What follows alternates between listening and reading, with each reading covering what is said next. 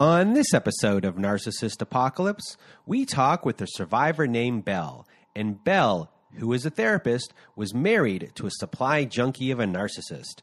It's a story of trauma bonding, infidelity, the hooverer of all hooverers, and taking your power back.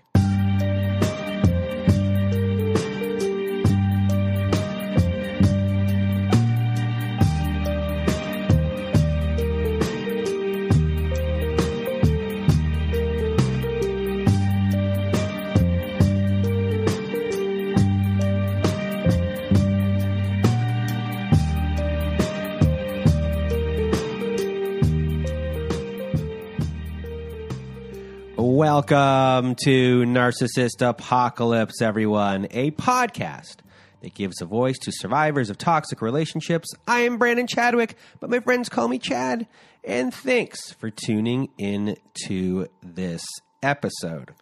So what is a narcissist, you may ask? Well, for the purposes of this podcast, we refer to a narcissist as anyone who has displayed a pattern of behavior that shows a limited capacity to appreciate others' perspectives. It is that simple.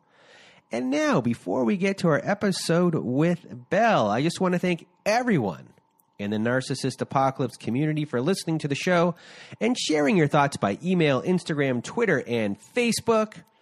Also, a reminder, if you have not left us a review on whatever podcast service you use, Spotify, Apple, Google, Stitcher, CastBox, etc., please leave us a 5-star review because it helps out the show a lot when it comes to rankings.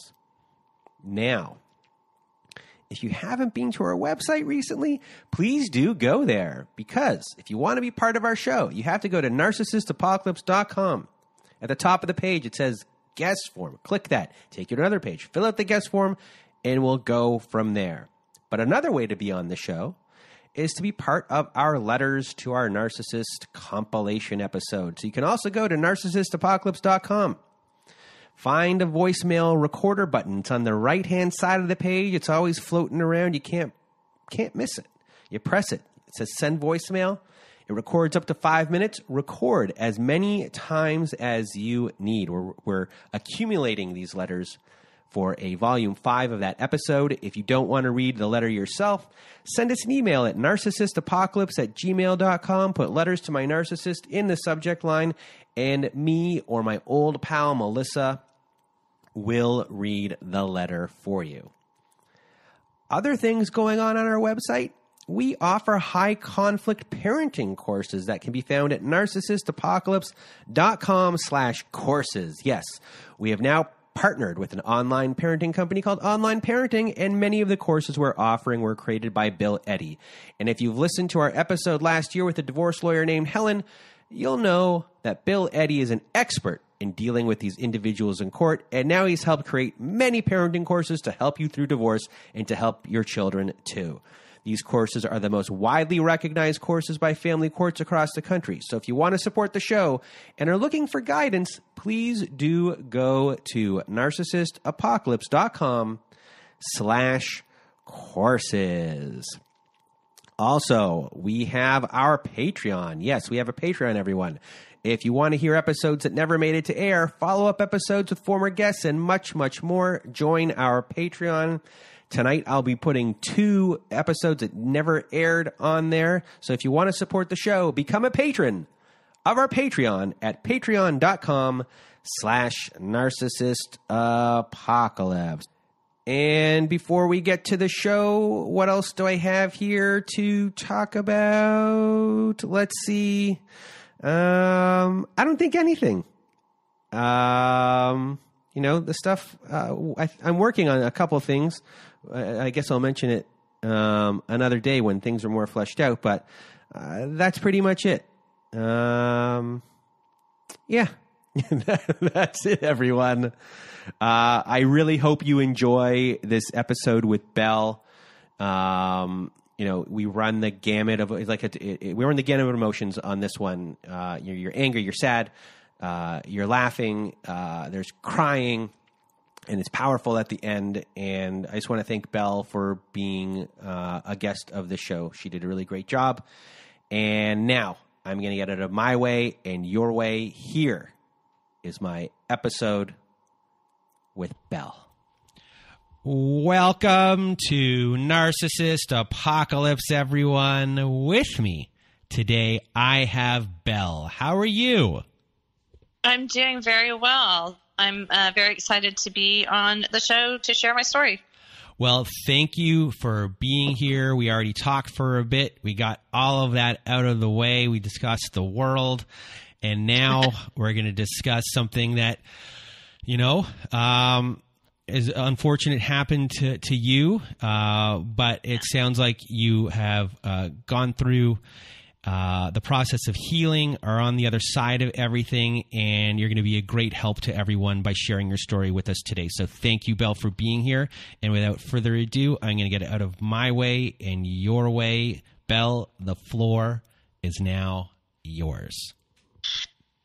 Well, thank you so much for this opportunity. Like I said to you earlier, I have never told my story from start to finish. So I'm really looking forward to being able to do so. I think it's going to be very helpful to me, and I think it will be helpful to others. And at the end of my story, I'm most excited about sharing the things that have helped me heal, have helped me become whole again, and to have been able to develop a peaceful, happy life. So my story, I guess, telling a little bit about myself. I am a therapist, and I specialize in addiction and trauma. And with that work, I do see a lot of patients and individuals who have dealt with various forms of narcissistic abuse in their life.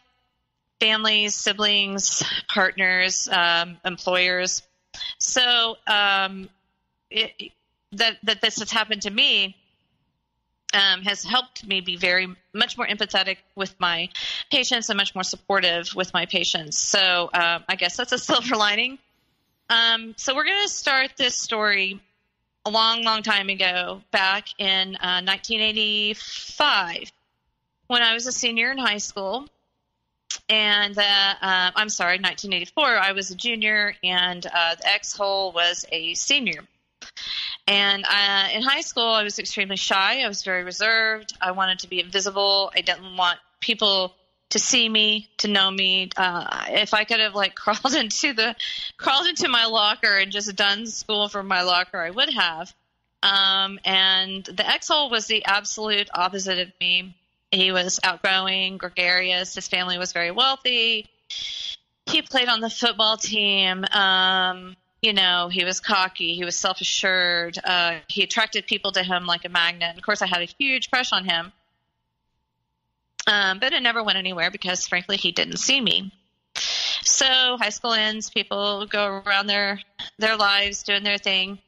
And we come to the era of Facebook. And Facebook has a lot to answer for in my book. But so over 20 years later. Yes.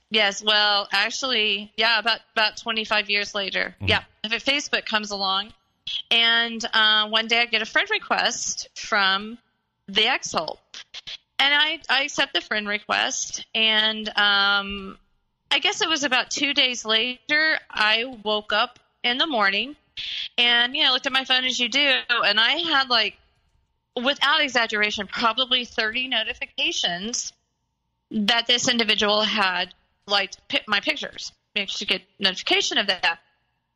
And I mean, he had gone back years with my pictures. And so I sent him a Facebook message, and basically it said, A, either you're interested in me, or B, I need to get a restraining order. Could you please let me know which one that is? And that just kind of started the interaction, which eventually led to what it led to. So Facebook messaging, went to text messaging, went to phone calls. First red flag, of course, in hindsight, was the contact and the communication was incessant. I had just come out of a relationship where The individual was very closed off, very cold. He was very inattentive. And so for this to be happening, it felt like rain in the desert. It felt like just so much excitement. You know, my heart would pound when I would see a text from him, because it was always something funny or entertaining or flattering, or, you know, and my poor little hungry soul just absorbed it, like manna in the desert. And so he lived in a different city than I did. We lived about probably 5 or 6 states apart. And, you know, my state, my hometown was his hometown. And so we connected a lot with that, you know, talking about people that we knew and where are they now. And so this bond developed through that. And I have to say, you know, obviously part of it was he was, as most narcissists are, ridiculously good looking. I mean, like, ridiculously good looking. But he also was charming, funny, very smart. He has a Juris Doctorate. He was, you know, he sent me gifts. He sent me flowers all the way from where he was. And so we had been talking for probably about 6 weeks. And I felt like a teenage girl, you know. It's hard to describe the feeling, but it was definite euphoria. It was definite. It was just one of the best feelings I've ever felt. And of course, he was love bombing me. I was in graduate school at that time, and it was very difficult because I was a single mom of 3 children. I was in graduate school full time, and I also worked full time. I was a very tired person who had very little time for me. And one of the things that started to happen was he started to want me to come where he was and spend a weekend with him. And, you know, at that point in time, I was actually writing my final paper for graduate school. And if you've ever been in a situation like that, something like a thesis or something, it eats your world. It is your world. It's your life. Every spare second is spent on this research and on this work, and that is what I was in the middle of. And to take time off from that was going to be very detrimental to me. But he wore me down.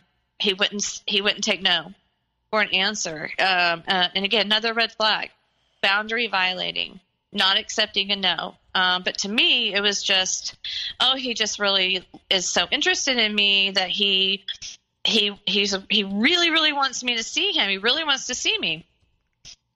So I should interject right about here with the fact that I did find out from him. He told me, he was very upfront. He sent me all the newspaper links and everything. He was a convicted felon, and he was going to prison for a year. And so his the crime that he was convicted of was computer related. And that is a whole separate story, but summing it up, he was a whistleblower in a major case against a major online university where he uncovered a whole lot of bad stuff that was going on. He filed a whistleblower lawsuit. The company turned around and filed a suit against him for hacking into their computer system to obtain the documents that he used to file the whistleblower suit. So it's complicated. And as much as I'm sorry, go ahead. So was all of that the truth, or was that it absolutely? Okay. Yeah, it was the truth. And how I verified the truth was this story was actual. It wasn't just like local news; it was world news. Okay. So if you Google this man, what you will find is many articles about that, and about what happened, and about how the general consensus was. From the legal community, from the education community, that he basically was the sacrificial lamb for what went on. Mm-hmm. Now, I will say this. the whistleblower lawsuit that he filed, he was asking for $900 million in damages. So now we get back to, this was not an altruistic act that he did. He saw dollar signs. Okay. And he fully believed he was going to win this suit. And that there would be, because if you file a whistleblower lawsuit with the government, because it was the government has to file it with you, say the government had been awarded $900 million, he would have received himself $90 million. He knew that. That's what he was after. He was not trying to right or wrong. He saw this as dollar signs, as I later remember. So I think we might have had a couple stories before about something or like this. So in a way, he was complicit in something, and then ever the opportunist, that here is a way to make myself look like a saint in one way, or someone who has a conscience, but it's really, here is an opportunity to make money and look good at the same time, and I can get off scot-free, in a sense, is his thinking. 100%. Yeah. 100%. Yes. And just, as an aside, money is so important to this man. Money is more important than his family, than his child, than I'm telling you, this man, as I later found out, would probably kill his grandmother for $5. And I'm not kidding. Yeah, because when you're getting, I'm not a psychologist, I'm not a psychiatrist, but when talking with a lot of people, I think when you're getting to the very high level, people who are very thought out, very well planned, I guess on the sociopath, very, very high level. They might seem like they would never committed a crime their whole entire life, but if given an opportunity to get away with scot-free with something, they might take it. 100%. Yeah. And as I later found out, this was not his first quote-unquote criminal enterprise. Whenever and this is another red flag too. If you hear someone tell you these kinds of stories, this is a red flag. This actually points to more along the lines of sociopathology rather than MPD. But when he was younger, he would break into houses, and he wouldn't necessarily steal anything, but it was just the excitement of breaking into a house, which, of course, that's messed up. Neurotypical people don't do things like that, but he did. We could get into his upbringing. He was raised by a histrionic, narcissistic mother. Can you explain for people that don't know what histrionic? Because it's a cluster B personality disorder. It is, yes. Can you explain histrionic so people understand what the ins and outs of that is? So, if you're familiar with Scarlett O'Hara, she was the prime example of histrionic personality disorder. If something wasn't going her way, or if she sensed something someone was pulling away from her, something along those lines, it's a lot like borderline personality disorder, except for histrionic people. They're much more dramatic about it. They're very manipulative with their extreme emotions, that kind of thing. And it has a lot of the MPD hallmarks as well. They're very self-centered, this kind of thing. But how they get their needs met is by basically throwing fits, being manipulated that way. Basically, if you're with a histrionic personality disordered individual, cluster B, you don't want to make them mad or tell them no or deny them something that they desire, because if you do, they're going to absolutely let you know for an extremely long time how upset they are with you, and it goes on to like an extreme level, and they're very much just all about themselves as well. So his mom was histrionic. Yes, okay. Yes. Obviously, I don't diagnose, and she had not been diagnosed, that was just my observation as a clinical professional that's what I saw. Mm-hmm. Now, I will say for my narcissist, I think it was kind of a rare thing to be able to say he is a diagnosed narcissistic personality disordered individual. Through all of his court cases and everything, the FBI actually had him speak to a psychiatrist. The psychiatrist did an assessment, and the psychiatrist is the one who diagnosed him with MPD. So this guy's he was the real deal. He's the real deal. This is not just certain behaviors that indicate the possibility of narcissistic personality disorder. He's diagnosed. Mm-hmm. And I knew that, and I blew it off. I was like, oh, this sweet man, there's no way. He loves me. He does things for me. He sends me flowers. He takes care of things. He changes the oil in my car. No way. So I'm going to back up just a little bit to him really wanting me to come to where he lived and meet him face to face. And he badgered me. And one night I was sitting in my class at school. I had been at work since 7 a.m. I got off work at 4. I drove straight to my school at 4. First class was at 4:30. Seventh class was at 7:30, and it was over at 10:30. And by the time 10 o'clock hit, I was so tired. I was just so tired, and all my defenses were down. And I was just worn slick from life. And he sent me a text, and he said, I bought us tickets to a beach location for next weekend. I want you to come to the beach with me. And I was just like, I can't refuse the beach. And so I flew to Fort Lauderdale to meet him.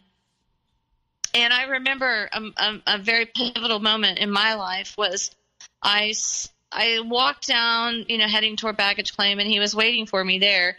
He was kind of leaning against the wall, and he was looking at his phone, and I saw him before he saw me. And I just froze. And the thought in my mind was, if I take one more step further, my life will change forever. I don't know how, and I don't know why, but my life will change forever. And for a split second, I was ready to turn around and walk the other way. And then he looked up and he saw me, and that was the end of that. So that Florida trip was the first time he and I had seen each other face to face since high school, 30-something years. And the chemistry was nuts, obviously. It usually is with a narc. We had truly fantastic 3 days. Everything was great. But another red flag that I noticed was that man talked nonstop. Like he never stopped talking, and he always talked about himself, and he was talking about how he had been done wrong by the government, and how this person had done him wrong, and that person had done him wrong, and this ex-wife was crazy, and just everybody. It was everybody but him that was at fault. And of course, the narrative that he was telling me, I didn't know any background, I didn't know any history about this man at all, and I, of course, thought, well, this poor man, he just needs love. He just needs someone to love him. I will be that person. I will love him. I will care for him. I will nurture him. Well, he was reporting to prison in about 6 weeks. He went to a prison camp, which, it's prison, yes. But they're in dorms. They play bocce ball. They have a softball field. You know what I mean? This was not orange jumpsuit. This was definitely a white collar deal. And so in between him that trip to Florida and him reporting, there was about a 2-month gap. And when he got back home to Florida, to where he lived, he called me about 2 days later, and he said, I cannot not spend this time before I report with you. I have to be with you. And of course, I'm just like, okay, come on, yay. And also by this point in time, the first time that we met in Florida, he told me he loved me. And of course, I was just crazy in love with him too, which of course is not love, it's infatuation. It's a whole different ballgame. So at this point, the Florida trip has ended. He now wants to spend those 2 months with you. He said, I love you. Yes. You're hooked completely. Oh my God. The hook is in. So the things that are running the hook, for you specifically, how much of, I guess, the childhood version of you and how you felt about him back then and who you were back then plays a role in ignoring things or... Oh, yes. So can you kind of say, like, what are the biggest hooks for you that were like, check the boxes, like, I'm in, sold? Well, whenever I was in high school, it was very, very difficult for me. I have a facial port wine stain birthmark, and that birthmark, my childhood years and my teenage years, adolescent years, were extremely difficult because I looked very different than other people and other teens and other kids. And so I spent these formative years where your sense of self develops with the knowledge I was different, and not different in a way that made me good, but different in a way that people responded and reacted to me in a negative way. I was pointed at, stared at, called names. And so, like I said, in high school, all I wanted to do was disappear. I did not want to be seen. I didn't want people to see me. I didn't want people to get to know me. I just wanted to get through the hell that was high school and move on into my life. Mm-hmm. What happened was my first husband that I married I was 19. And his thing was, you are so ugly that you should be grateful I am marrying you. And of course, being so young, I was just so grateful that somebody wanted to marry me, and it really, really fucked with my head and my self-esteem and what I would accept and what I wouldn't accept. So that really was the groundwork for this future relationship being able to become what it became. Because he told me I was beautiful.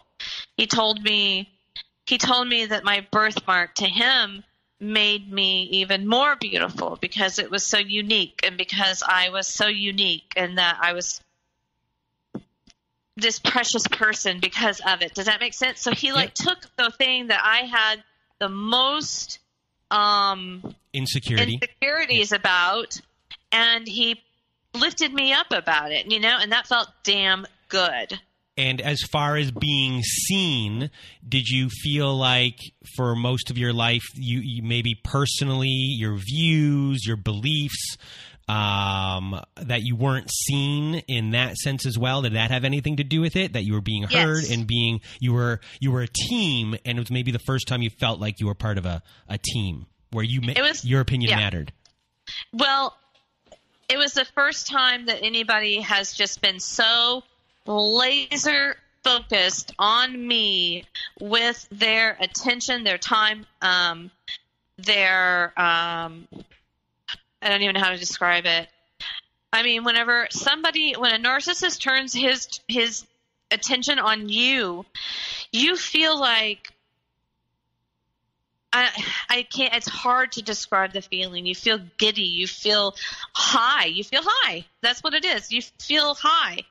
And I remember I would walk around with just this dumbass grin on my face all the time. And my body felt like it was effervescent whenever I would talk to him or see him or be around him. I mean, it is such a bizarre way to describe it, but it's how I felt. In a sense of, in your mind, this person could have chosen anyone. Yes. They chose me. And they chose me. Yeah. Yep. That is exactly what it was. He could have chosen any woman, but he chose me. So probably what needs to be brought into the equation as well is that what I did not know was that he was, in fact, legally married to a woman where he lived. I didn't know this. I had no idea. As we progressed, right before he went to report to prison, he told me, he's like, about, I'm going to call her Mary, about Mary, I told you, what our situation was whenever I went through the courts, when I went through all of this stuff. She abandoned me. She left me on my own. She yelled at me. Now I'm going to have to support you for the rest of your life because you're never going to have a job. And so in my mind, I'm like, oh my God, what a horrible woman to do this to him. And he said, she's filed for divorce. It's all but done. The fat lady has sunk. And I believed him because I didn't see any evidence to the contrary. This is a man who came across the country and stayed with me for 8 weeks before he reported. There was absolutely no indication that there was any other woman at all in his life because he was just laser focused on me. Later, I discovered that was a lie, a huge lie. Also, just during that time frame of getting to know him, I also caught him in a lot of lies, just little lies. You know what I mean? Lies about how much money he had, lies about that he was working. Because when we first met, he told me that he was working for the American Bar Association because he was he was an attorney. He was disbarred. So, but he wasn't working. He didn't have a job. But I didn't know that until later. There was so much that he kept away from me, that he kept hitting. He only gave me very, very small dribbles and drabs of his truth. And I was so freaking high on him that I just let it go, So he comes to my home state, which his mother still lives here, and so he stayed with her. And I remember the first time he took me over to meet his mom, what he said was, "Mom, this is Belle, and I love her, and I want to be with her for the rest of my life." This is like 8 weeks into us meeting, you know what I mean? And of course, I'm just like, he loves me. He introduced me to his mom. This is real. He wouldn't introduce me to his mom if this wasn't real.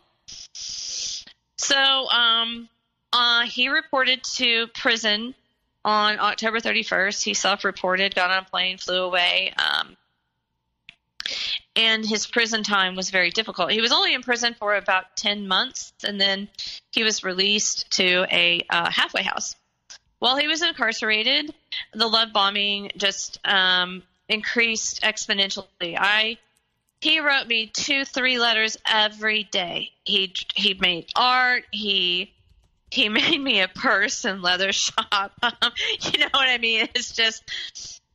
And of course, looking back, I'm just like stunned at myself, but I loved him, and I wanted to show him, I'm here in your freedom, and I'm here in your incarceration. I love you. And he was incarcerated in a place that was very far away from my home. And before he went into prison, he gave me a large sum of money so that I could fly up there and see him and visit him as much as possible. And I did. And remember, I'm still in grad school. And you have kids. And I have kids. Thankfully, my children, my oldest son he was independent on his own. My middle son was in college at a large university, and he was living on campus. And then my daughter, I had 50-50 custody because she was younger. So just a quick question. What did they think of this? They didn't know. Okay. They didn't know. Which is another red flag. If you're keeping things secret like that, it's a pretty good indication that you know that the people in your life are not going to be approving. So they didn't know about him. Okay. So he reports. I went to visit him, I think 4 times. In the time that he was there. Visits there's a whole different thing going and visiting someone on a regular basis in federal prison. It is just a fascinating experience. It wasn't bad. It wasn't scary. It wasn't. They have a playground for the children, and you can go sit in a room and you sit at tables together. You can play cards. You can, It wasn't a bad situation. It was just a weird situation. And so that went on for about 10 months. And then he was released. He actually was released late because he got in trouble. Because his crime was a computer crime. He was not allowed access to computers, and the inmates were allowed access to the computers, and they could send email. Like, each email cost like 10 cents. And what he did was he accessed a computer using another inmate's information. And they caught him, and so he actually spent 30 days in the hole, which the hole is not where you want to go. And him being in the hole really did a lot of damage, but we'll get to that in a minute. So he was released. He came here. He went to the halfway house. Halfway house rules were really lax. I could visit him. We could meet for lunch, so, and he had unlimited access to a phone. And he called me all the time. I mean, like, all the time. Hours and hours and hours. And he expected me to be on the phone with him for hours and hours and hours, even though I was in college, and had kids, yada, yada. He had very little care or understanding for what my needs were at that time. And it was very much, woe is me. I've been incarcerated. All I wanted to do was talk to you. Now I can talk to you. Now you're too busy to talk to me. That kind of thing. So when he was in the halfway house, things were pretty good. He was happy. He was excited. He was making plans for the future. It looked like he's brilliant. He's a brilliant man. He, like I said, he has a Juris Doctorate. You can't be dumb and get a Juris Doctorate. So when he was released from the halfway house, he went to go live with his mom for a while. And within probably a week of him being released, things started to go real bad. Because while he was incarcerated, we made all these plans. He was going to we were going to get a house together. We were going to get married. We were going, you know what I mean? What do they call that? Future faking? Yes. Yeah. He future faked me to an excessive degree. And, I believed him. To me, my word, if I use my word is my word. And it was hard for me to understand when I discovered everything that I discovered, that it just had been a total manipulation and lies. Mm-hmm. So, he did finally move into his own house, actually very close to my house. We didn't live together. He started a business in our hometown, and he was working really hard at the business, and I helped him with the business. So this October is when he was released, and so we were building this business. Of course, again, can I repeat? Graduate school, full-time work, raising my kids, and I took on helping him start his business. Mm-hmm. So that was October, November, April of the next year. And I will tell you, during this time frame, things were not good. His rage started to show. The mask slipped more than once. And I started to kind of see that the person that I had known wasn't the person that he was. But I made excuses. Well, come on, look at what he's been through in his life. Of course he's mad. Of course he's upset. But he would go on these really disturbing rants, and he would see a police officer in a police car, and he would say, "I hope that motherfucker gets killed in the line of duty." Things like this. Mm-hmm. Pretty pretty major things. And I would justify it and whatever, because I was, in my state of complete luminance with him. April rolls around, and he's talking to me about moving in together and getting a house together and all this other stuff. So I'm looking around, and then one day he calls me and he says, I don't want to be in this relationship anymore. And, peace be with you. Actually, he didn't call me. I'm sorry. He sent me an email.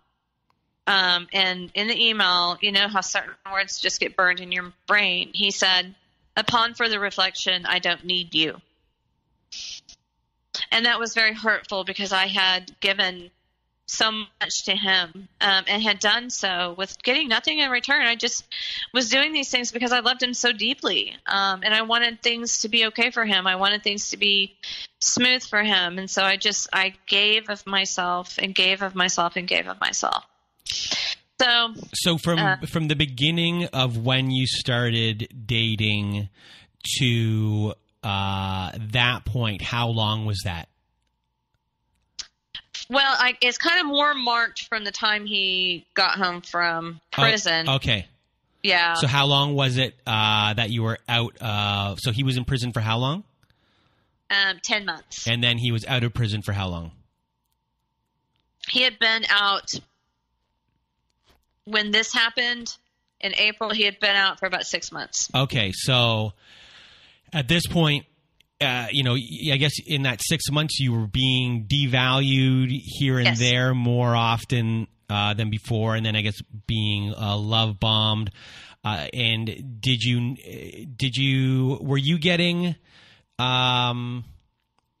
were you feeling I guess at this point that this is something couples kind of go through, we're working on things or things like that, and then this happened? Or were you like fine at this point, still in this fantasy land of kind of what was going on in a sense, and then really blindsided by him just cutting it off?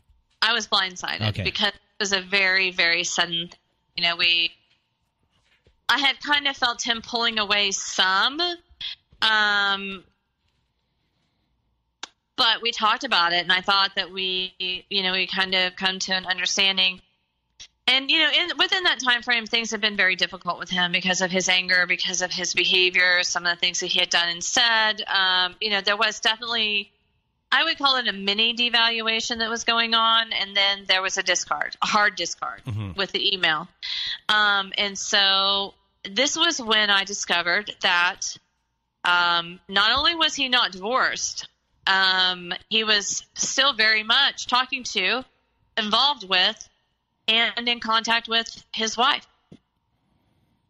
And, of course, I was just absolutely, I just couldn't believe it, that he would do that. And so he didn't know that I knew about his ex-wife, or wife, actually, being in the picture. And it just broke me. Oh my God. That period of time, my family was so worried about me. I dropped probably 25 pounds.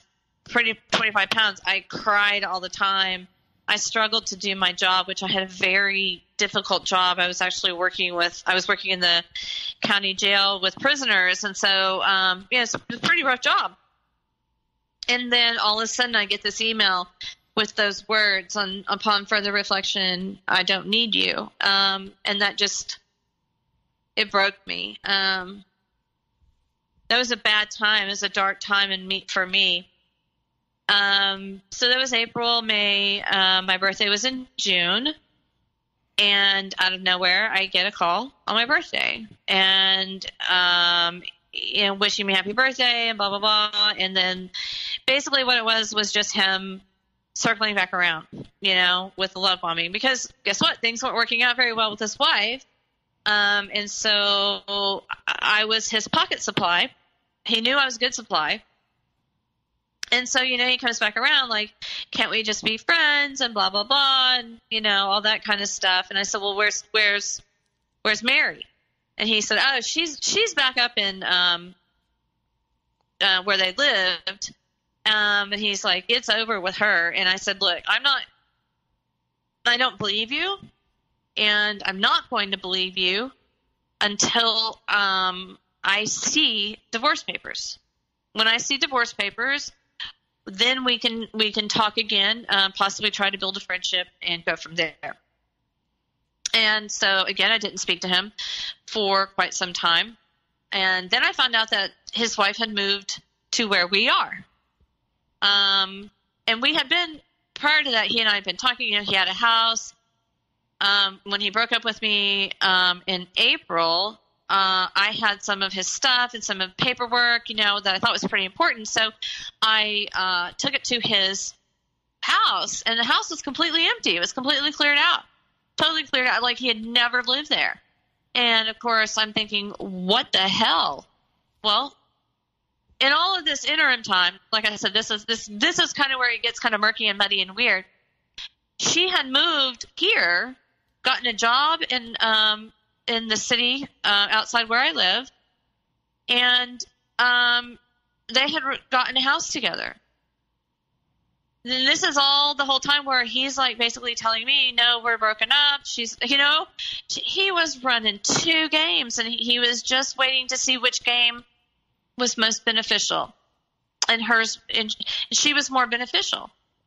She had a very high powered job. She made a lot of money. She could provide for him in a way that I could not provide financially. Therapists don't make a lot of money. I'm just telling you. You know, we definitely do our work because we love our work. And so I just you know, washed my hands of the deal, tried to move on with my life, and tried to just recover. And I was starting to recover, and I was starting to get stronger, and I had actually started to see somebody, and he found out that I was seeing somebody. And the love bombing started in earnest. And, of course, this time I was like, no, you live with your wife in a house here. No, this is not happening. And then one day I came home from work, and he was sitting on my front porch with divorce papers. And so they got divorced, which I later found out she filed for divorce from him because of how abusive he was to her. It wasn't him filing for divorce or ending their relationship. It was her, because she just had enough of his shit. Because I don't believe this was the first time that he had mistreated her in this manner. You know, because if they do it once, they've done it before, and he was extremely practiced in what he did. So, like the love drunk addict that I was, within a month, I let him move in with me. And he moved in with me. Things were going pretty well. And he actually, at Christmas that year, under the Christmas lights, got down on one knee and proposed to me. And like a dumbass, I said yes. And you know, at the moment, I'd never been happier in my life. I had the person that I wanted so much, even though all of this had happened, I felt like I had won, you know. There's a wonderful, wonderful resource that I wanted to mention. It's called Leave a Cheater, Gain a Life. And the lady who wrote it, her name is Tracy Shorn. And I wish I would have had that book then, because I would have understood that what was happening was there was a trauma bond with him.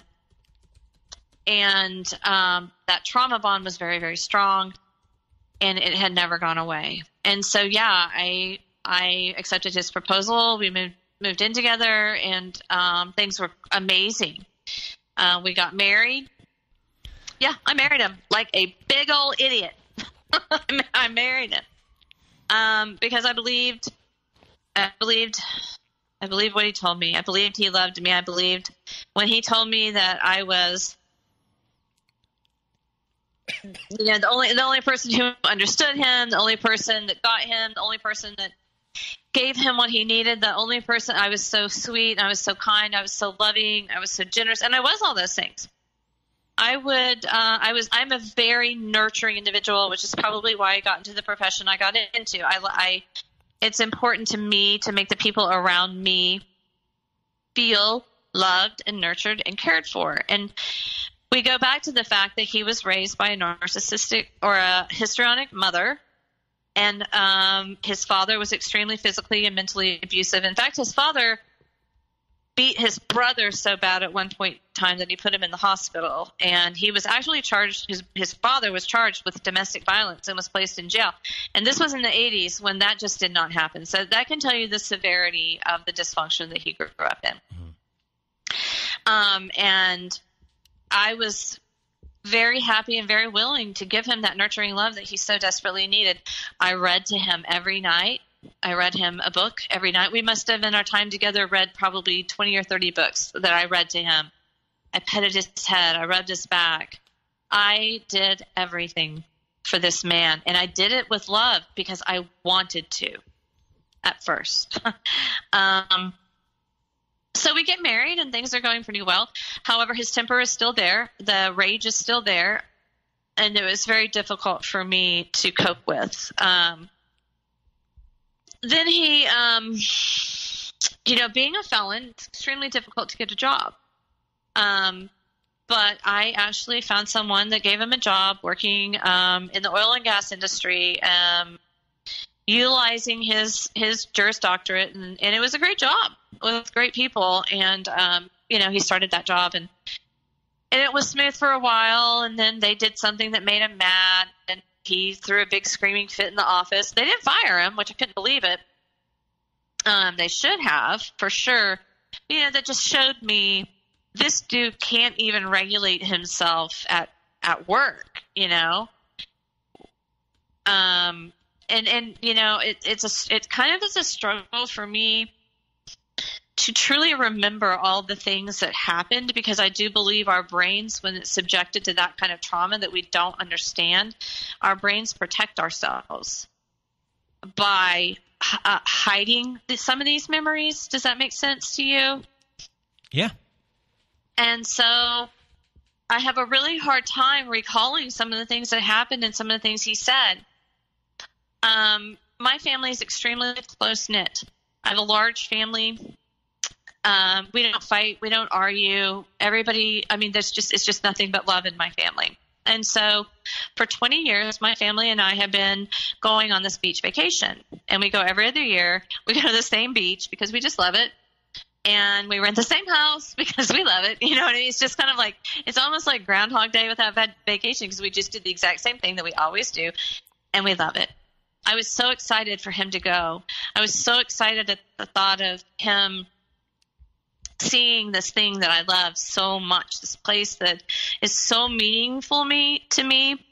I have visions of he and I walking on the beach, when the moon was out. This place, the island has these swings set up all around the island, and I just had dreamed of sitting on these swings with him and snuggling up next to him and watching the moon rise.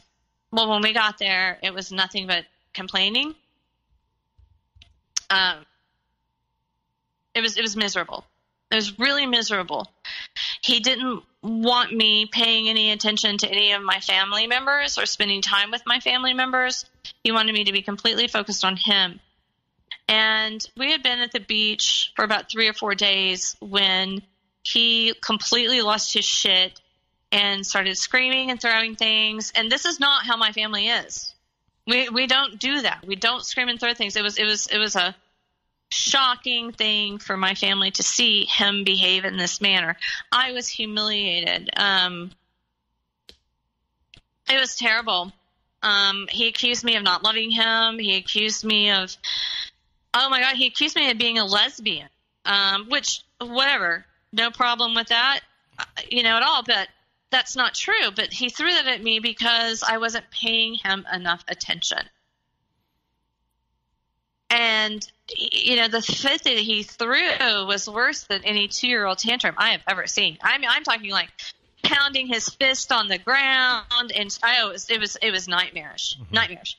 And needless to say, there were no walks on the beach. There were no romantic moments on the swing. It was just me dancing around him, trying to keep him happy so that my family didn't see his truth. I didn't want them to see who he was. We got home from the vacation, and that is really probably when the devaluation started in force.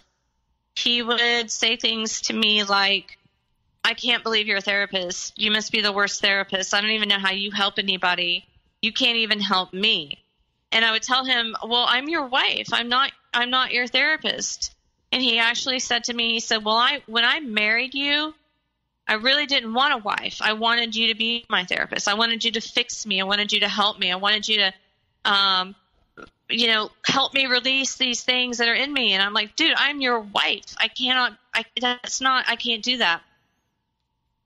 So he would downgrade my profession. He would downgrade my work. I was the clinical director of a treatment center, and he negated my job. He made fun of my work, that it was worthless, that it was useless. He would say, those teenagers aren't going to get sober. You're not doing anything. You're just beating your head against the wall. You're wasting your time. You're not valued. Your whole profession is bullshit. Very, very much hitting me where it hurt, because he knew, because I had shared with him that I had a little bit of an imposter syndrome going on. I mean, I think anytime you're in a profession like what I'm in, you fear that. You fear that you're not as adequate, that you're not a good person, not a good therapist. Mm-hmm. And he just hammered that in, because that was my biggest fear, as not being an adequate helper to these people. But he devalue. I'm super low maintenance. Like, I don't get my nails done. I don't get my toes done. I just don't give a crap. I wear Birkenstocks. My clothes are comfy. I have hair that's long and straight. I'm not high maintenance. And he made so many comments about that. Couldn't you put some makeup on? Couldn't you curl your hair? Can't you wear a pair of heels? I feel like I'm walking around with a slob. He just constantly devalued my appearance, my weight, my goals, my desires, my dreams. He put them down. The other part of him was that I never could actually talk to him about anything, because he was definitely so self-centered that it was all about him. Even if I was talking about something that was going on with me, I could tell. You know how you can tell when no one's listening, and their eyes are just kind of glazed over, and they're not paying any attention. That was him all the time. So I just got to where I just quit talking. And he never noticed. He never noticed that I quit talking. Because when he walked in the door, it was nonstop talking about him, his day at work, complaining about this, worrying about that, da-da-da-da-da. So time goes on, and there's a lot that happened. There's so much that happened. One of the things... Are you believing everything he's saying? Or are you just keeping quiet because you don't want the argument, and kind of hoping it goes away, like the blow-ups and things along those lines? Yeah, because anytime I would express to him how hurtful something was, he didn't care. Okay. He laughed. He would laugh at me, and he'd be like, well, that's your problem, not my problem. All I am is telling you the truth.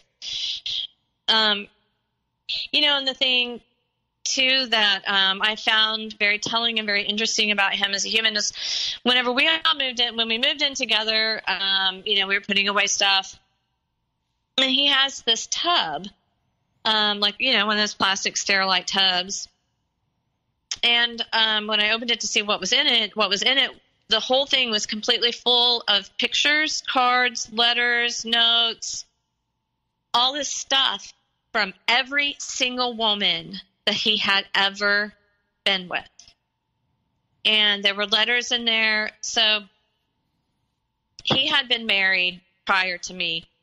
And as I found out later, I didn't have this information at that moment, but what I found out later was he had cheated on every single woman he had ever been with. And he never left a woman without there being another woman waiting. So he always had supply before he left his current source of supply. And these women would send him letters and cards and things like that. I'm so sorry. I did this wrong. I did that wrong. I promise you I'm going to change. Just please don't leave me. Please give me another chance. Just these begging letters. And so I jokingly called it his tub of trophies. But that's really what it was. It was his trophy tub. And he would periodically go through it, read the letters. And I really think that it was just some bizarre thrill that he got reading the pain that he caused these women. I vowed when I saw that tub, I was like, there will be shit for me in that tub. I can promise you that. If this ends, so that tub just kind of to me spoke a lot about who he was. So, periodically we would have really great times. We would have a lot of fun together. We liked the same weird stuff. We loved going to estate sales and garage sales, and we'd spend our Saturdays just driving around town. There was a lot of good things that were a part of our relationship that kept me going and kept me hooked. My mom adored him. He adored my mom. Well, I thought he did, but as I found out later, it was just another tool. So I'm going to bring us to 2018. And with the understanding and knowledge, there was a whole lot of things that happened. Well, the summer of 2018, he started to accuse me of having an affair. He accused me of having dating profiles. He accused me of having secret Instagram accounts where I could just talk to men on. He would follow me if I went out with a friend, because he would tell me that he didn't believe that I was going where I was going. Dude, I wasn't doing anything, like nothing. I mean, I went to work. I went to yoga. I went to maybe once a week I saw a friend, if that, and the rest of the time I was at home. I wasn't on dating sites. I didn't have secret Instagram. None of that was happening. But he started saying these things to me and pulling away from me. And I could feel it. And it just was so scary to me because I didn't understand. I had no idea what was happening. I didn't know what was going on. Well, then we go to fall of 2018. And all of a sudden he's working late and he's dressing differently. And you know where this is going. He's telling me that he's with friends, and I just never did check up because I just didn't want to know the truth, right? So Christmas comes along. We had a great Christmas. It was really sweet. My family was there, my kids were there. We opened presents. We, like a little Walton family singing carols and all that stuff. New Year's night, we had a couple friend over and rang in the new year. Again, just totally normal. Nothing was wrong. New Year's Day, he told me he was going to go watch football with one of his really good friends. The game was from 2 to 5, I think. And he said, I'll be home at 5. Well, it's 8:30 and he's not home. And I'm calling our friend, and our friend said, oh, he left at 5. So here we have 5 to 8:30 or so without knowing where he is. Mm-hmm. And I start texting and calling, and I sent him a text, and I said, hey, where are you? Are you coming home? I made dinner. And he said, well, I'm still over at his house. I know he's not, because I just talked to him. He's not there. And I said, well, I said you're not there. So, and he goes, oh, well, yeah. We just left. We're going to Henry Hudson's. And I was like, okay. So I got in my car and I went to Hudson's. He's not there. I call him. You're not at Hudson's. Where are you? Oh, we went to Majors. We just left. We just went to Majors. So yeah, I'm at Majors. So I'm gonna come straight home. So of course I drive to this other place. He ain't there. I get home. He gets home before me, and he calls me. He's like, "Where are you? Why aren't you here?" And I said, "You know why I'm not here. I was looking for you because I know you're lying to me." Well, by the time I got home, he had packed a suitcase.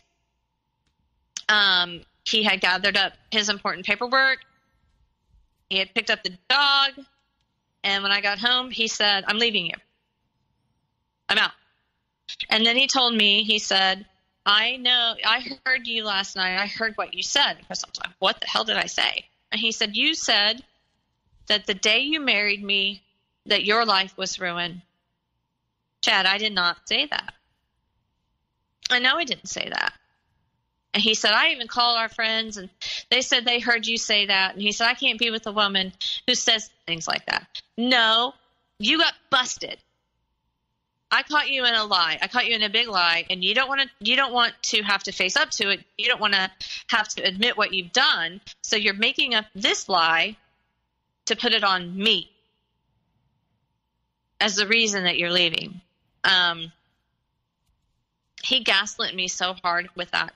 I mean, he had me questioning everything. Did I say that? Did I actually say that? Did I not know? I mean, we weren't drinking or anything. And it was just, but he had to tell me I had said that. He had to convince me I had said that so that I would accept responsibility for him leaving. So he left me on New Year's Day of 2019. Mm-hmm. He went to go stay with our mutual friend for a couple of weeks. In that 2-week period, we talked and, tried to figure it out. And I begged him to come home. I just wanted him to come home. And he did. He came home on, I believe it was Sunday. No, I'm sorry. It was Saturday night, a couple of weeks after that. He had told me that he was going to poker night with a friend. And this friend had poker nights a lot. So I didn't question it at all. Until the next morning. He came home. He said he'd be home at 11. He was home at 11. How was your poker night? It was great. Didn't win any money, but, it was fun to be around the guys. And I'm like, oh, glad you had fun. I'm so glad you're home. Well, Sunday morning, I was flipping through Facebook while he was still asleep. And I saw a picture of the guy whose house he was supposed to have been at and his wife at a play the night before when he was supposed to be playing poker with my husband. And so when the ex-hole woke up, I asked him, it's like, hey, were you at his house? Yeah, I was at his house. Okay, well, was he there? Yeah, he was there. Of course he was there. It's his house. Why didn't he be there? And then I told him, well, I saw this picture and he wasn't there. So where were you last night? And instead of facing what he had done and telling me the truth, what he did instead was I'm sorry, because this was one of the worst days of my life. He became very violent and he punched holes in the wall. He pulled me out of the bed, screaming at me and spitting in my face and telling me that I was crazy and that I was a stalker and that, my whole life was online and I needed to get offline. And I was obsessed with the internet. I was obsessed with other people's lives. And so anyway, basically just turned it all, you know what I mean? Just like, boom, flipped it. He threatened to leave me because I didn't trust him. He said he was going to leave because, I was such a bitch. This entire day, the whole day was spent with him just berating me and screaming at me and calling me names. And it was horrible. It was horrible. At one point in time, I was on the ground, just curled up in a ball, just crying. I vomited from the stress and from what he was saying to me and what he was doing to me. And at the end of the day, he said, look, let's just draw a line in the sand. Let's agree that we just aren't going to talk about this anymore. I forgive you. He said that to me. I forgive you. And he had me so mind screwed about that I took it. I was like, I'm so sorry. All I did, I'm so sorry. I'm so sorry. I'm so sorry. Just begging him to forgive me for this. Well, that week, I had a seminar that I was going to, a conference in Arizona, and I left on Wednesday and came back on Sunday. I was sitting in the airport talking to a friend of mine, and she said, well, aren't you afraid he's going to move out while you're gone? It never crossed my mind that he would do something like that. I said, no, we're working on our marriage. I mean, we want to make this work. We don't make this happen. And so I got back from Arizona. He picked me up from the airport. I could tell he was a little distracted and stressed out. And, I was, jibber-jabbering and rambling about this conference I went to because it was awesome. And I was excited. I wanted to share with him the things that I'd done and the people I'd met and all this other stuff. And he listened and he was fine. And we went home and we went to bed. And the next day we always went to my mom's for lunch. And so I asked him if he was going to go to lunch. And he said, no, I'm going to go watch a football game with.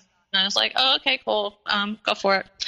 Went to my mom's for lunch. I came home. I walked in the door and immediately I did not hear our dog. And I thought, well, that's weird. Where's our dog? And about the time that I was picking up my phone to text him to ask him if he had taken, the dog's name is Pig. She's a pug and she's massive and she sounds like a pig. So her name is Pig. So I said, where's Pig? Did you take Pig? And the text that I got was, I hate you. I never want to see you again. I don't want you in my life. I don't want this marriage. I want a divorce, and I don't ever want to see your face again. A text message. And so, I went back to the bedroom, and I was looking around and realized that he had taken a whole bunch of his stuff, and he had just moved things around to where I couldn't really tell. Like, he had just taken certain things out of the closet, and he, moved his closet around to where it didn't look like he had taken anything. And he told me in the text, I've rented an apartment across town. I just need to be by myself. I have a lot to work out. I just am messed up in my head. And I just need some time. But I want a divorce. And that was, you end a relationship that you've had for 10 years with somebody, via text. After everything we went through, everything I'd done, prison, helping him start a business, all of it. And he sent me a text message saying, I don't want to be with you anymore. And that was devastating, as you can imagine. So that was in January. And over the next couple of months, he would come over, we would talk, we would we were trying to navigate, I thought we were trying to navigate a way back together, right? I'm so stupid, Chad. I was so stupid. He had to tell me about the other woman. I didn't suspect it. Not for a second did I suspect that any of this had to do with another woman, but it did. And I found out just through a weird channel that, he didn't live in an apartment by himself. He and her lived in a large 3-bedroom, beautiful home a mile away from our family home. And it was probably, like I said, early March. He told me about it. He told me how they met. He told me all about her. I looked her up and found out that she actually left her husband of 31 years and her children to be with my husband. Well, in early March, I guess it was mid-March, he called me and he was just the most vulnerable person I'd ever heard him be. He was crying. He was sobbing. He said, I can't live this life without you. I hear songs on the radio and I start to cry because they remind me of you. I drive by certain places and I am just heartbroken at what I did to you. I'm so sorry. I just hope you can forgive me. I want to come home. And I let him come back. And we were back together for probably about 4 weeks. And in that 4 weeks, I was the marriage police, checking his phone, looking at his computer, doing all this, making sure he went to work, you know what I mean? Did you feel before he came back that you were in such a state and the only person that could make it better was him, in a sense? Yep. Okay. 100%. 100%. he was my drug, you know. He was my drug. There was a trauma bond that was with him that was so very deep. It was almost like severing a part of my body off to not have him there. So we went to marriage therapy. We did all that stuff, you know. He was, quote unquote, coming clean to me about how he met her, what was going on. Later on, I found even then, everything he told me was a lie. It was all a lie. And I asked him about it later, and I was like, why did you, I mean, come on. I already know you had an affair. Why lie? And he said, well, I don't know. Oh, and going back to the poker night, I think I did leave out the fact that I did have a conversation with the guy's wife, that he was supposedly at his house. There was no poker night. There was no poker night. He was with this woman. Mm-hmm. And I asked, I'm sorry, ex-hole. I said, why did you do what you did to me? You saw me vomiting. You saw me on the floor. You saw how devastated I was at this situation. You saw me blaming myself. Why did you just not tell me the truth? And he said, well, I couldn't tell you the truth. How could I tell you the truth? That was his mindset. Mm-hmm. He would have rather seen me completely and utterly destroyed than tell me the truth. So last April, toward the end of April, we were together. We were trying to work things out. I was extremely angry, as you can imagine, but he didn't allow me to be angry. You know, whenever I would start to become angry or upset about what he had done, he would say things like, see, this is why I don't think it's going to work between us. I can't be with you if you're going to be like that. You're going to have to just forget all of this has happened. You're going to have to forgive me. You're going to have to move forward, or we're not going to be able to be together. And of course, that was inconceivable to me to not be with him. And so I started to just press down all of this. Well, toward the end of April, something happened, and I asked him a question about her. And he got very, very angry. I mean, like angry. I've seen the dude angry, and this was the angriest I've ever seen him. We were out somewhere. We were in his truck. He pulled up in front of our house. He leaned over. He opened the truck door, and he shoved me out of the truck. Like, just shoved me out of his truck. And he just screamed at me, I don't love you. I hate you. I want to be with her. I don't want to be with you. I don't love you. I hate you. And he just drove away and left me. And that was the weekend where he called me and he said, you have 36 hours to get out of our house. I'm moving her in on Monday.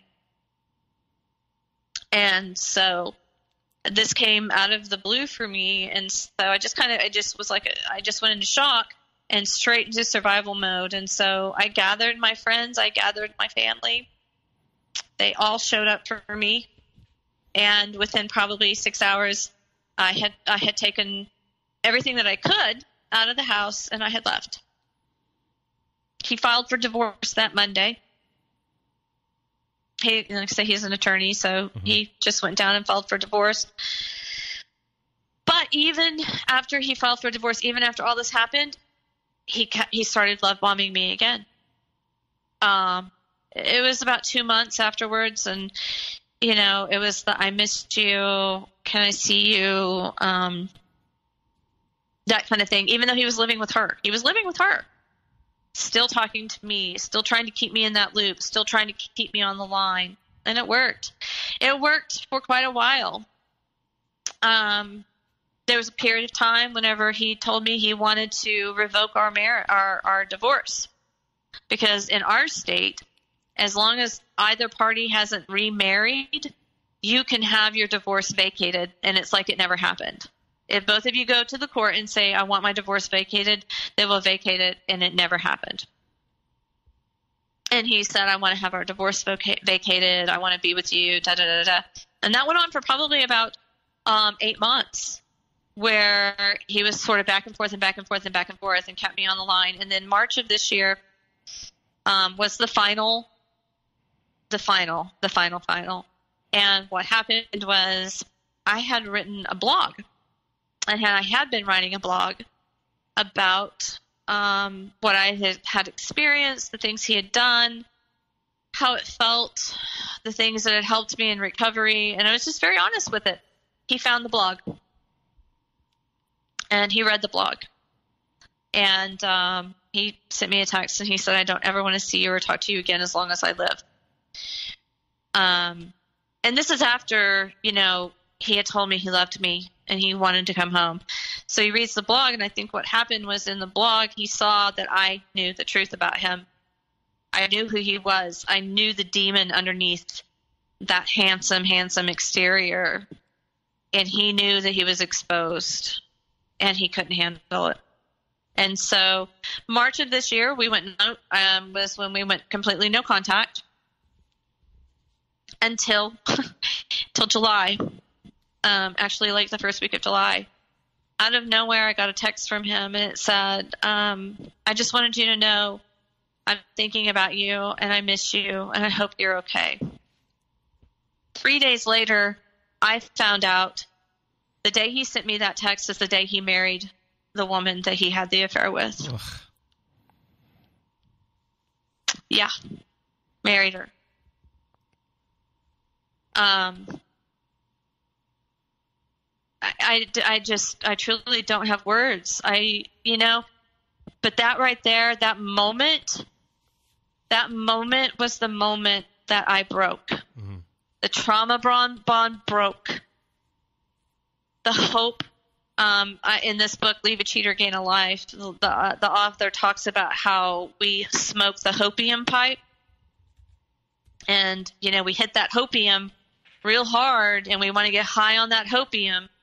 And I finally put the hopium down. And that was the day my healing truly started, because that was the day that I was free from him. I used to hate the woman he had the affair with. Today I pity her. I worry about her. And I feel really sad for her because she's lost her children over him.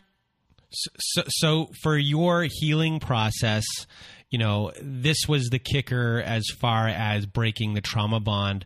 But before that, I guess, what had you started to do, when you have the fog and, the fear and the obligation of guilt of doing things, when that started to break and you started to see things for what they were, what were, I guess, the biggest things for you in that process to get to where you were, that the trauma bond was the last thing that kind of needed to be cut? So what I was doing, so there's this thing, it's called the Wheel of Narcissistic Abuse. And it breaks down each stage. It's the love bombing, the devaluation, and the discard phase. And in each one of those pieces of that pie, of that wheel, are specific things that they do. And so what I did was I took that wheel and I sat down with it one night. And I wrote, and I wrote, and I wrote, and I wrote. I wrote everything he did during the love bombing phase, everything that was going on during the discard phase, and everything that happened, or the devaluation phase, everything that happened with the discharge, or discard, I'm sorry. And whenever I wrote it all down and I saw it in black and white, it helped me to be able to see, whoa, that was some fucked up stuff. I hope I can cuss because I cuss. Yes. It was real bad. The other thing that was very helpful to me was that even in between, even before, the marriage, his marriage, and that really snapped, I had spent some time writing down a list of every single lie he told me, every single thing he did to me, every single reason that this was not a high value man, every single reason, the things I knew about him taking money, I knew about him stealing from his employer, I knew about him like he's now, and I knew about him like going whenever he goes into houses, that he would steal things from houses, like little bitty things. This is not a good human. And I had to write it all down. And anytime I felt like I was getting pulled back into him or missing him really bad or hurting really bad, I would pull out that list and I would read it and I would read it and I would read it. And I would remember that's the truth. Because what happens, just like how with addicts engage in euphoric recall, where you forget about the fact that, you peed your pants laying in a gutter, but you remember how good that substance made you feel, and you remember the positives about that. And that was exactly how it was with him. I was trying to fight the euphoric recall that I was having, and so the only way I could do that was to remind myself of what a turd he really is. He's a piece of shit that was covered with sparkles, and all I saw for the longest time were the sparkles. And I had to remind myself that underneath all those sparkles was just shit. And get to the point where all I saw, all I could remember, and all I would focus on were those things that he said, things that he did that were just so, so abusive and wrong and painful.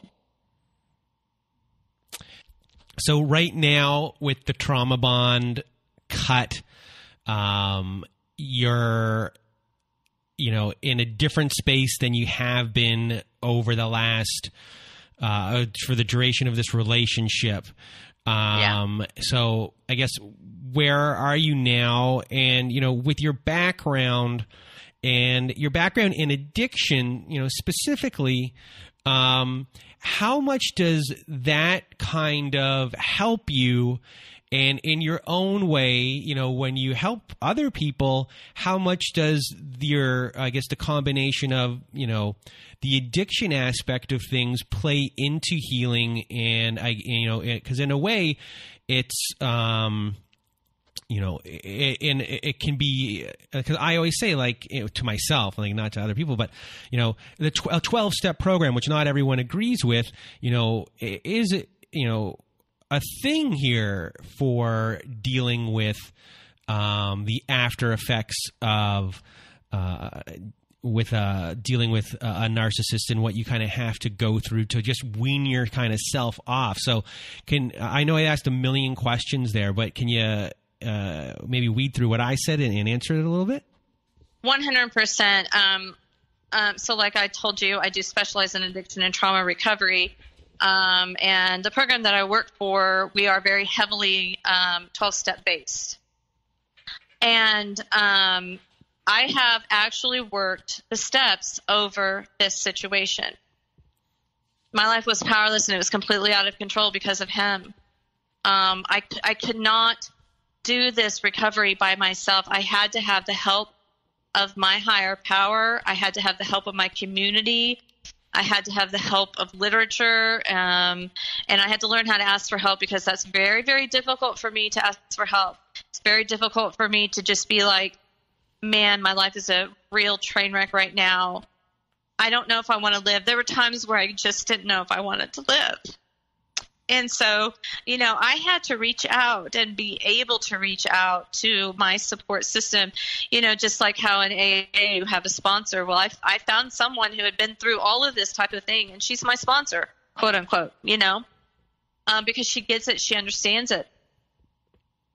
It's critical to build your support group. It's critical to be able to tell your story and to know you're heard and to know you're believed. Because when I tell my story, and honestly, I've left out so much of my story. I mean, there were so many little things that happened. There was another beach trip that was like exponentially worse than the first beach trip. It was a nightmare. It was truly, truly a living nightmare. Little microaggressions that he would do, little things, just these little things that he did to just chip away and chip away and chip away at me and my identity, who I was and how I saw myself and how I believed I was. So when you work a program, a type of a program over this type of abuse, it's very, very helpful to understand what you own and what they own. And honestly, what the victim owns is very, very little. What I own is that I ignored red flags. What I own is that I so much wanted this to be real. I so wanted it to be what he sold me it was going to be that I ignored so much. I have ownership in that. I should have hit the bricks the first time that I found out how deeply he had lied to me about so many things. You know, I own that. That's my ownership. So I do work over my stuff, my ownership, that allowed this to happen to me. So I really, you know, like I said, I feel like that my background was very beneficial. I have, you know, almost all my friends are therapists. So it's like I have this built-in network of people who aren't going to just sit there and listen to me and oh, you poor girl. You know what I mean? They're not going to do that to me. They're going to challenge me, and I love them. And I appreciate them. My best friend is a therapist, and man, she's nailed me upside the head more. You know, she's like, I'm getting in my car, I'm coming to your house, and I'm going to slap you upside the head with some sense. You know, you have to have people like that in your life. You have to. So I don't know if that answered your question or not. I feel like. So before we end off your episode, I guess what is the biggest piece of wisdom that you have for everyone out there who's currently dealing with this, in it or out of it and still struggling? One thing that I can't stress enough, and it's extremely difficult, is no contact. I've equated a whole lot to addiction as I've talked. And it is exactly the same as recovering from a substance. If you were in recovery from, say, heroin addiction, you would stay as far away from that substance, from people who are influential in getting that substance to you. The only way you're going to recover is to stay completely away from it. Exactly the same with narcissistic abuse. You have to go no contact. And by no contact, that means no texting, no emailing, no calling, no social media. Ignore the flying monkeys that come around that say, hey, did you hear what blah, blah, blah did? You have to set your boundaries with people and say, I do not want to hear what this person is doing because it hurts me and it derails my recovery. So no contact is probably on the list of things that I would say that you have to do to be able to recover fully. Number one, no contact. Tell your story. Don't hide this in darkness, because whatever stays in darkness grows. Whenever you bring this out into the light, it cannot survive. The more people you talk about with this, get a therapist. Tell a trusted friend about what's happening. Talk. Because the more you talk about it, the more you'll start to see how bad it was. You know, I didn't realize how bad it was until I told my therapist. I think I wrote that in my email to you, that my therapist looked at me in utter horror with her mouth hanging open. Me being a therapist, I realized, oh, that was bad. I got the validation I needed that this was bad. Take good care of your health. Eat right. Yoga saved my life. Find something that you can do, that you can practice that's just yours, that you can get back in touch with your body, your breath, your mind can heal. Make sure you do reality testing when these people are gaslighting you. Don't accept the reality they are trying to push on you. Use reality testing. I read so many books. If I can recommend one, I don't know. Is that okay? Yeah. The book that helped me the most is called Becoming the Narcissist Nightmare: How to Devalue and Discard the Narcissist While Supplying Yourself, by Shahida Arabi, Arabi. That book was the most instrumental thing in my healing. Read, research, find groups. There's so many Facebook groups out there for specific narcissistic abuse support recovery. Tell your story. The more times you tell your story, the less power your story has over you. And someday, what it does is it just becomes a story. It doesn't become who you are, what you are. It no longer defines your life. And remember, all of us heal differently.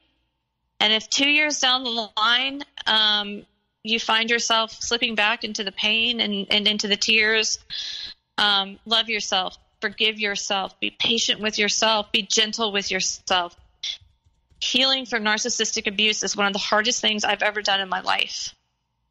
Probably going to be one of the hardest things you've done in your life. You can do it. You absolutely can do it. Thank you for being on our show today. And as I said earlier when we were offline, just a second ago, that this episode was wonderful for many reasons. You were able to articulate yourself in a way where you were able to send us on your journey. We were able to laugh. We were able to cry, be angry with you. You were vulnerable. You explained so many things. And at the end here, you've left us being empowered. And so I just want to thank you for being you and sharing all of that with us today. And I have a feeling this is going to be an episode where if people ask me, like, what episode should I listen to that has all the elements of story and learning and all this cross combination of everything, and this will be when I go go listen to Belle's story. You'll have a lot to learn. And it's just a story in itself as well. So I just want to thank you for being here from the bottom of my heart, and everyone else out there who's listening for being part of the show. Oh, you're so welcome. I'm so grateful that I was able to do this. Well, everyone, it's over. This is the end of the episode. Thank you for listening today, and to all of you out there, I hope you have a good night.